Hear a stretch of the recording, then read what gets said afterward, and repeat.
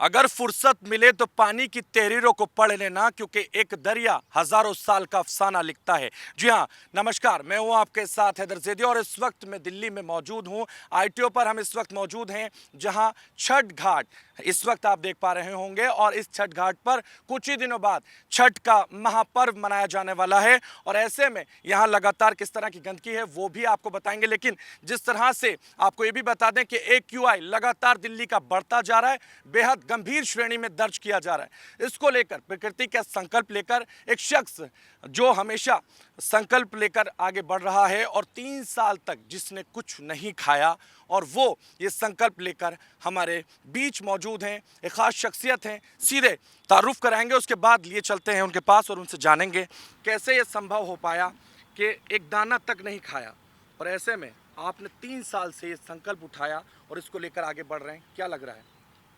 हमारा जीवन, हमारी व्यवस्था, हमारा विकास सब प्रकृति पर केंद्रित है। और कहीं न कहीं हर एक राष्ट्र की एक संस्कृति होती है।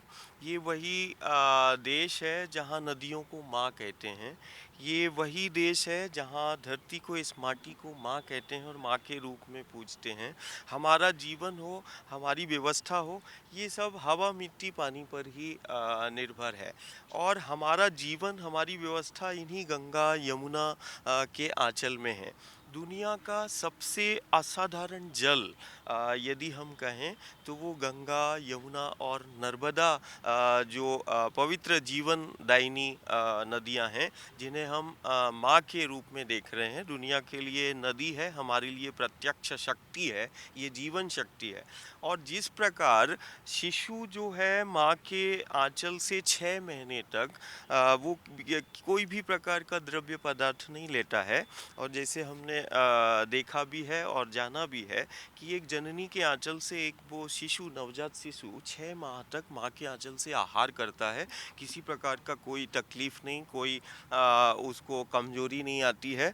तो जिस प्रकार माँ के आंचल से एक शिशु 6 माह तक जो है वो जीवित रहता है और हष्ट पुष्ट रहता है, वैसे ही हम सारी दुनिया को बताना चाहते हैं कि जो अन्न से हम ऊर्जा को प्राप्त लेते हैं, वो दुनिया की ये सबसे असाधारण, जिन्हें हम नदी के रूप में देख रहे हैं, इसके आंचल में भी ठीक वैसे ही जैसे जननी के आंचल में आहार छिपा है, जी। जननी के आंचल में जीवन है, वैसे ही गंगा, जमुना जी के और नर्मदा के इन पवित्र नदियों के आंचल में हमारी जीवन शक्ति छिपी तीन है। साल तक खाना नहीं खा के जीना आम जीवन के लिए बड़ा मुश्किल और असंभव सा लगता है। ये कैसे संभव हो पाया? चमत्कार है या साधना?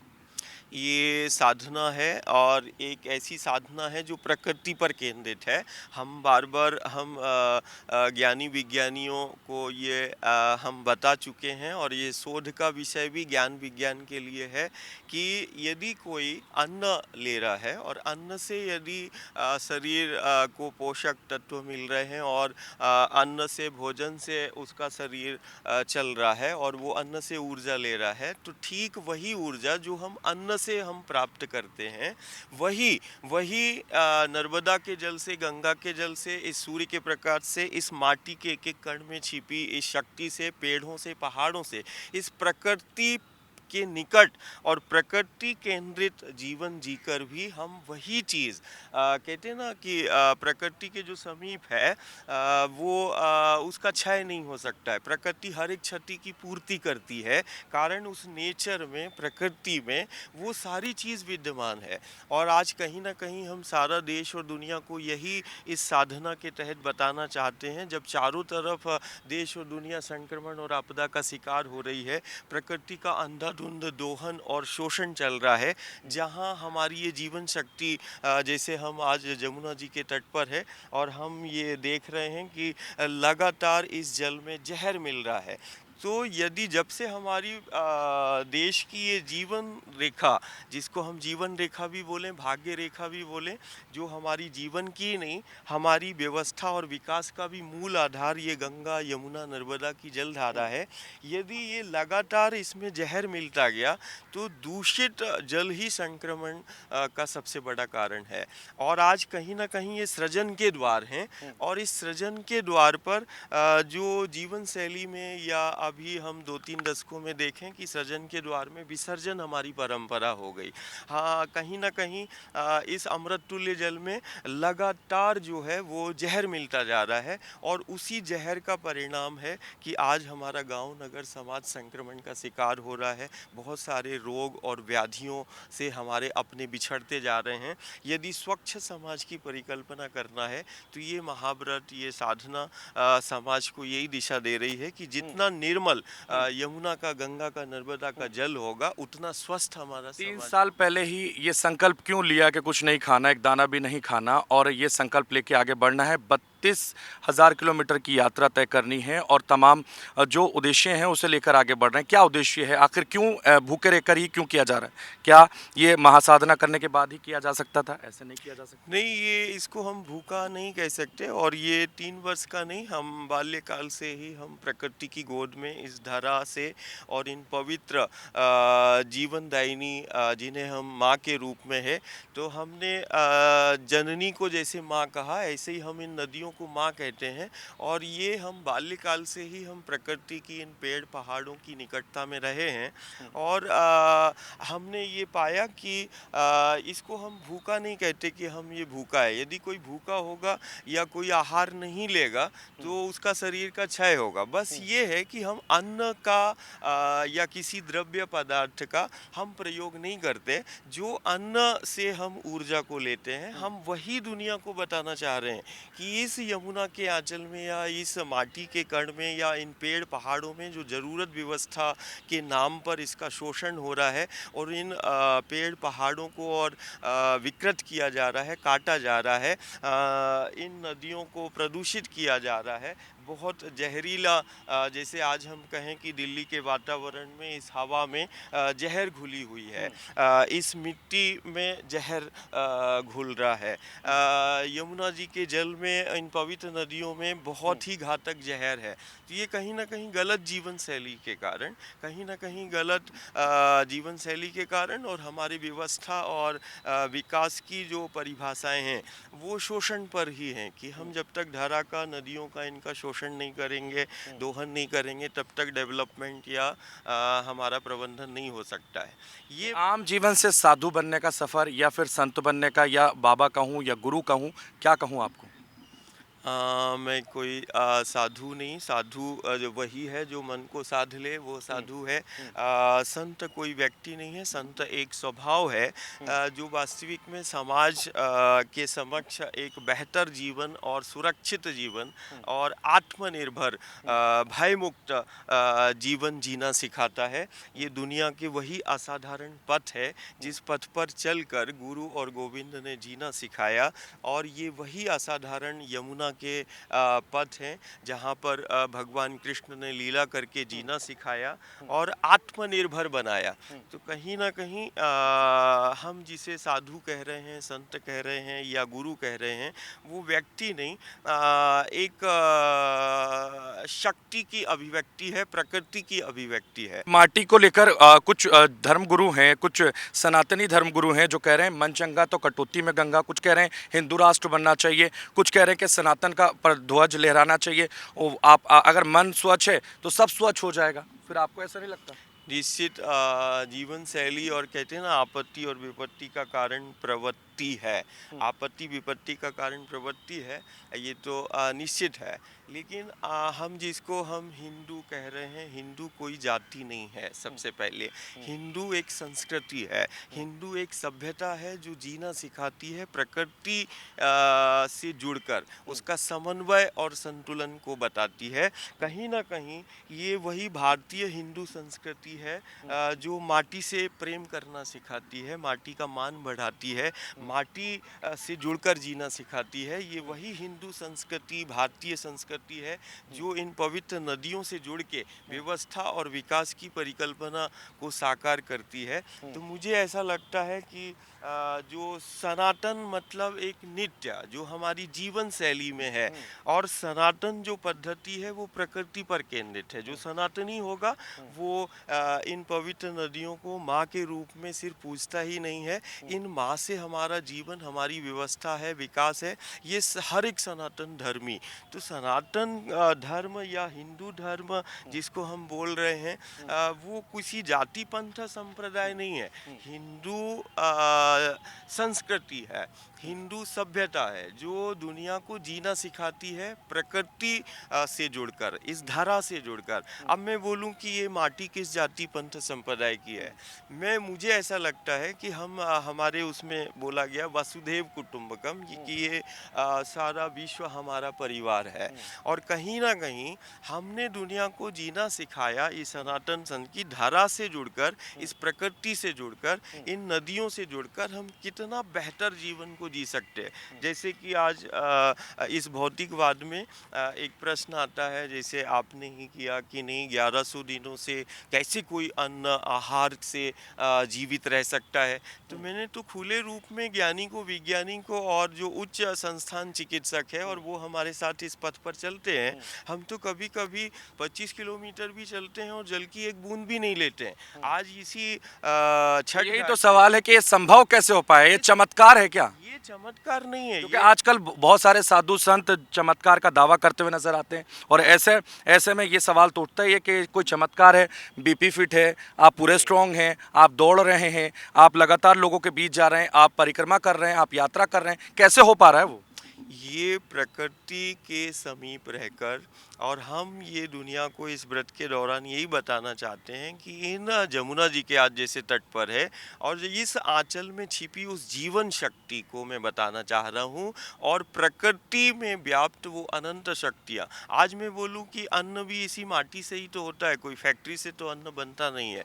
तो इस माटी के एक एक कण में छिपी उस जीवन शक्ति को मैं बार बार वही बोल रहा हूँ कि हर युग में, हर सदी में जब भी गुरु और गोविंद आया या हमारे बीच में कोई महात्मा आया, योगी आया, तो उसने इस माटी का मान किया और माटी की जीवंतता को बताया, प्रकृति की जीवंतता को बताया।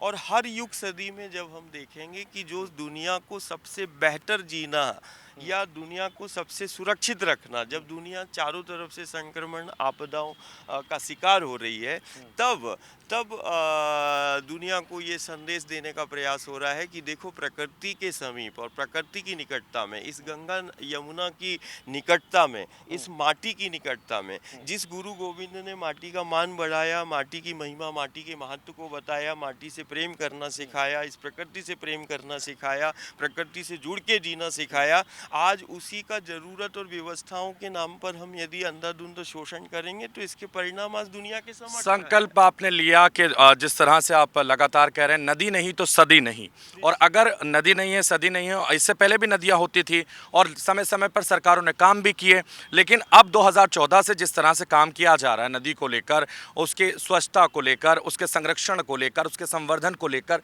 आपको ऐसा क्यों लगा, या 2014 के बाद आपको कुछ बदलाव नजर आता है क्योंकि प्रधानमंत्री नरेंद्र मोदी बन गए थे प्रधानमंत्री?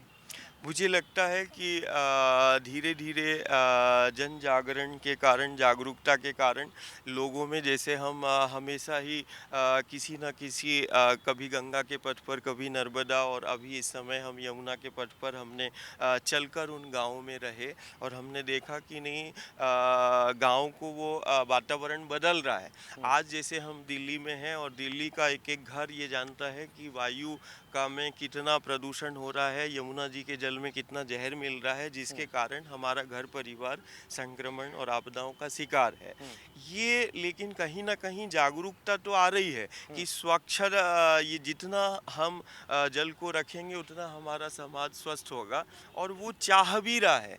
लेकिन एक ज्वलंत और भीभत्स समस्या हो गई है, ये सिर्फ सरकारों का विषय नहीं आप है। यात्रा दिल्ली में भी कर रहे हैं, आप यात्रा उत्तर प्रदेश में भी कर रहे हैं, आप जाहिर है मध्य प्रदेश में भी करेंगे, कई जगहों पर आप यात्रा कर रहे हैं, क्या बदलाव नजर आता है? कौन से प्रदेश में ज्यादा सफाई है, क्या लग रहा है?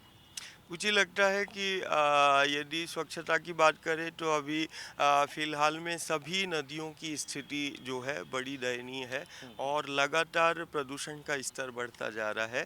और दूसरी तरफ जहाँ एक तरफ प्रदूषण का स्तर बढ़ रहा है, जहर मिल रहा है, वहीं दूसरी तरफ जीवन देने वाली का जो जीवन क्षेत्र है, जैसे हम ये देख रहे हैं कि ये तट है और ये जीवन रेखा है। तो दूसरा सबसे बड़ा चुनौती ये है कि जीवन देने वाली का जो जीवन क्षेत्र है वो हरित क्षेत्र है। वो धीरे धीरे अतिक्रमण और इसमें अंधाधुंध अवैध निर्माण जो हुए, जिसके कारण नदी जो है वो सिमटती जा रही है, जिसको हम नदी कह रहे हैं या हम जिसको अपनी जीवन शक्ति कह रहे हैं। तो मुझे जो समझ में आ रहा है कि सभी जगह, चाहे नर्मदा की हम बात करें, गंगा की बात करें, हम यदि जमुना जी की बात करें, तो मुझे लगता है कि वो हरित क्षेत्र, जैसे मठ में मूर्ति है तो मठ की मान्यता है, मठ की शोभा है। यदि किसी मठ मंदिर में मूर्ति नहीं होगी तो उसकी कोई मान्यता नहीं। ऐसे ही मैं समाज को और जवाबदार जिम्मेदारों को बोलता हूँ कि यदि मठ की मान्यता मूर्ति से है तो इन तटों की जीवंतता उन पेड़ पौधों से है। और कहीं ना कहीं ज़रूरत, व्यवस्था और विकास के नाम पर यदि ऐसे ही इन पेड़ों को हमने हटा दिया या काट दिया तो आने वाले समय में भीषण आपदा के केंद्र ये यमुना गंगा के तट होंगे। तो आप ये कहना चाह रहे हैं कि नदियों की जो व्यवस्था है वो दुरुस्त नहीं है, वो साफ नहीं है, और इसलिए आपने ये संकल्प लिया। 3 साल में क्या कुछ बदल पाए अब तक आप इस संकल्प से? 3 साल में लगातार जो हम दिन रात कभी नर्मदा के पट पर, यमुना के पट पर और अन्य जीवनदायिनी के पट पर हम चल रहे हैं। तो हम जहां एक तरफ समाज को जागृत कर रहे हैं और समाज की जन भागीदारी को सुनिश्चित कर रहे हैं कि ये सृजन का द्वार है और सृजन के द्वार पर विसर्जन हमारी परंपरा नहीं है। जहां एक तरफ माटी में, हवा में और पानी में जहर मिल रहा है, जिसके कारण हम देख रहे हैं कि गंगा, यमुना और नर्मदा और अन्य पवित्र जीवनदायिनी के तटों पर बसे गांव नगर में लगातार बड़े बड़े असाध्य रोग जैसे कैंसर हमें दिखाई दे रहा है। किसी का हार्ट फेल है, किसी का किडनी फेल है, किसी का लीवर फेल है, किसी का शरीर काम नहीं कर रहा है, किसी का दिमाग काम नहीं कर रहा है। तो कहीं ना कहीं आज समाज वो जागृत हो रहा है कि यदि हम माटी में जहर मिला के कोई अन्न को पैदा कर रहा है, कोई यहाँ विसर्जन करके अपने घर की सफाई कर रहा है और जमुना जी के द्वार पर ये गंदगी कर रहा है, तो ये गंदगी का द्वार नहीं, ये बंदगी का है, ये साधना का है। तो हम 3 वर्षों में जहाँ एक तरफ समाज में समाज को संगठित करके और आज का वास्तविक धर्म जो है यही है कि हम अपनी जीवन रेखा को हम सुरक्षित करें। संक्षेप में अगर मैं समझना चाहूं तो दादा गुरु का संकल्प क्या है? दादा गुरु चाहते क्या हैं? दादा गुरु आखिर ये यात्रा, पद यात्रा कर क्यों रहे हैं? मेरा सिर्फ संकल्प यदि एक वाक्य में कहा है तो गंगा, यमुना, नर्मदा की अविरल हो और निर्मल हो इसकी जलधारा, और ये समाज आत्मनिर्भर हो और जीवन व्यवस्था या विकास की बात करें तो प्रकृति के संरक्षण और संवर्धन के साथ करें, शोषण और दोहन के साथ नहीं। और रहा सवाल शासन या सरकारों का, चाहे वो राज्य सरकार हो चाहे केंद्र सरकार हो, अपने स्तर पर जो है वो योजनाएं बहुत अच्छी हैं, ज़मीनी स्तर पर वो शीघ्र क्रियान्वयन करें और सबसे बेहतर समाज की परिकल्पना को साकार करें। इंडिया डेली लाइव के दर्शकों और देशवासियों और साधु संतों और जो इसमें आपके साथ आने चाहिए या फिर किसे आप जोड़ना चाहते हैं, क्या संदेश देना चाहेंगे, क्या उनसे कहना चाहेंगे, क्या अपील आपकी रहेगी? मैं तो सभी देशवासियों से, संत आचार्यों से यही सत्य का आग्रह करूंगा और जवाबदार जिम्मेदारों से और समाज के हर एक वर्ग संप्रदाय से, जहां एक तरफ जाति और पंथ संप्रदाय का संघर्ष चल रहा है हमारे देश में और दुनिया में, वहीं दूसरी तरफ इस साधना के माध्यम से हम बताना चाहते हैं कि ये जाति पंथ क्या संघर्ष का समय नहीं है, ये तो माटी के लिए संघर्ष हमें करना है। ये माटी समाज को एक भी करेगी और माटी से हमारा अस्तित्व है। गंगा, नर्मदा से, यमुना से, इन जीवन धारा से, इन नदियों से हमारा संबंध है और यही समाज की एकता और अखंडता का सूत्रपात करेंगी और एक बेहतर समाज की परिकल्पना करें। तो हम तो सभी देशवासियों से और भक्त प्रेमियों से हम यही है कि यही वक्त है और आज का सबसे बड़ा धर्म है कि हम अपनी जीवन शक्ति को संरक्षित करें, जो गंगा, यमुना और पवित्र नदियों के रूप में दिखाई दे रही है। हम प्रकृति केंद्रित हम जीवन को अपनाएं और व्यवस्था को अपनाएं। हम जरूरत और व्यवस्था के नाम पर, विकास के नाम पर इन पेड़ पहाड़ों का और नदियों का शोषण हम बंद कर दें। ये सबसे बड़ा आज का धर्म होगा। ठीक है, बहुत शुक्रिया हमारे साथ जुड़ने के लिए। तो ये थे दादा गुरु, जिनका साफ कहना है कि उनका धर्म भी, उनका कर्म भी और उनका हर एक लक्ष्य, हर एक संकल्प सीधे तौर पर प्रकृति का संवर्धन और प्रकृति का बचाव करना है। फिलहाल इंडिया डेली लाइव के लिए वीडियो जर्नलिस्ट शिव कुमार के साथ मैं हैदर ज़ैदी।